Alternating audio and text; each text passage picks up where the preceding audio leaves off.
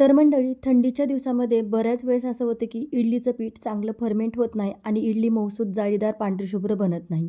तर यासाठी तुम्हाला इनो सोडा घालावा लागतो. तर आज आपण इनो सोडा न घालता इडली बनवणार आहोत. तर 3 वाटी रेशनचे तांदूळ, 1 वाटी उडीद डाळ स्वच्छ धुवून सकाळी 10 वाजता भिजत घातलं होतं.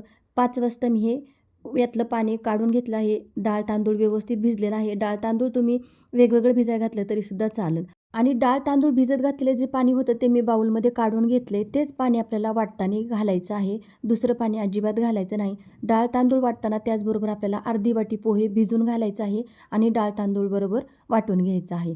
आता इथं मी इडलीचं पीठ छान वाटून घेतलं रात्रभर असंच ठेवलं होतं आणि बघा तुम्ही किती छान हे पीठ फर्मेंट झालेलं आहे. एकदम परफेक्ट इडली बनवण्यासाठी पीठ तयार आहे. आता यामध्ये आपल्याला चवीनुसार मीठ घालायचं, व्यवस्थित फेटून घ्यायचं, मिक्स करून घ्यायचं आणि लगेच इडली तयार करून घ्यायची आहे. आज आपण इडली बनवण्यासाठी नाही सोडा, नाही इनोचा वापर केलेला आहे. तर तुम्हाला व्हिडिओ पूर्ण बघितला असेल तर लगेच समजेल की इडलीचं पीठ फर्मेंट होण्यासाठी मी कोणते 2 पदार्थ यामध्ये घातलेले आहेत.